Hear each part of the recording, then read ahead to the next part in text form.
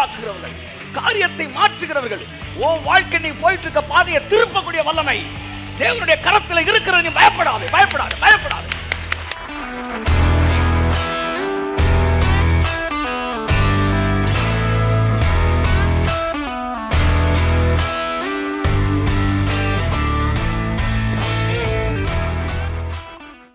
கண்ணில் பார்க்கறதெல்லாம் என்னைக்கு பொய் அப்படி நீங்க கண்டுபிடிக்கிறீங்களோ அன்னைக்கு வெற்றியுள்ள வாழ்க்கை வாழ ஆரம்பிக்கிறீங்க.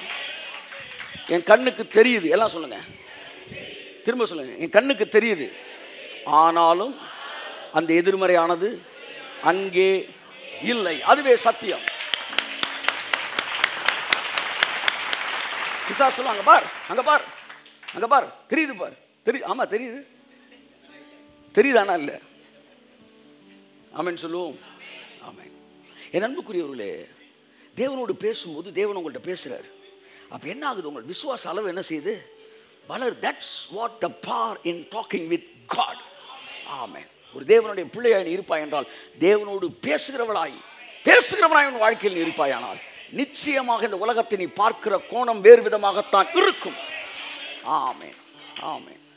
அவர்கள் வேறு விதமாய் சிந்திப்பார்கள், வேறு விதமாய் பேசுவார்கள், வேறு விதமாய் நடப்பார்கள். அவர்களுடைய நடவடிக்கையில், பேச்சு, துணி, தோற்றம் அத்தனை மாறி இருக்கும். ஏன்னா அவன் தேவனால் மதிமயக்கப்பட்டவன். Abraham was influenced by God. எப்படி அவன் தேவனோடு பேசினான். என் அருமையான தாயாரே, ருக்குமணிட்டையும் வந்து, கலாவதி ஏதாச்சும் ஒரு பேர் சொல்லுங்க, இந்த மாதிரி ஆட்களோட உட்காந்து பேசி ஊருக்கதையை பேசுறதை விட்டுட்டு அவரோட ஒரு 5 நிமிஷம் உட்காந்தா. அழகான வார்த்தை. அவன் பேர் என்ன? ஆமான் தானா? ஆமான் தானே? நல்லா தெரியுமில்லங்க. ஆமான் அகாஸ்வேருவோடு உட்கார்ந்தான். எல்லாம் சொல்லுங்க, உட்கார்ந்தான். சூசான் நகரமே கலங்கியது. நீங்க ஒரு ஆள் உட்கார்ந்தீங்கன்னா, ஆமென், பிசாசின் ராஜ்யம் கலங்கும், காரியம் மாறுதலாய் முடியும். அதனாலதான் சீஷர்களை பார்த்தப்ப ஃபர்ஸ்ட் செஞ்சுரியில எல்லாம் என்ன சொன்னாங்கன்னா, இதோ உலகத்தை கலக்குகிறவர்கள், ஆங்கிலத்திற்கு the one who makes the world upside down, இதோ இந்த உலகத்தை தலைகீழாக்குகிறவர்கள் இங்கே வந்திருக்கிறார்கள்.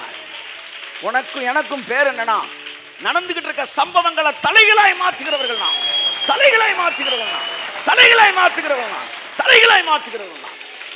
தேவனோடு பேசுகிறவன் அப்படித்தான் வெளிவருகிறான்.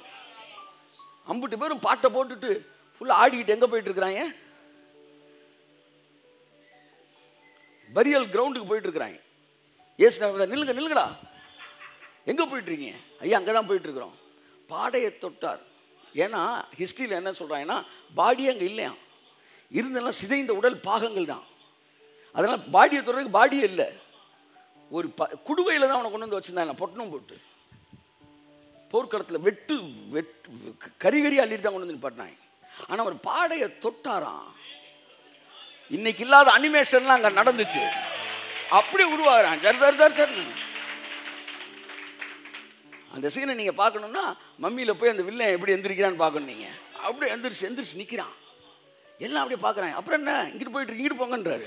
நான் போய்ட்டு திரும்ப டக்கு டக்கு டக்கு டக்கு அப்படி இங்கிட்டு போயிடுறாங்க. ஒருத்தர் வந்துட்டாருன்னா ஊர்வலம் போகிற ரூட்டே திரும்பினாரியா, கையத்தட்டு வருது அவருக்கு. உலகத்தை தலையிலாக்குகிறவர்கள், காரியத்தை மாற்றுகிறவர்கள், ஓ வாழ்க்கை நீ போயிட்டு இருக்க பாதையை திருப்பக்கூடிய வல்லமை தேவனுடைய கரத்தில் இருக்கிறது. நீ பயப்படாதே, பயப்படாதே, பயப்படாதே.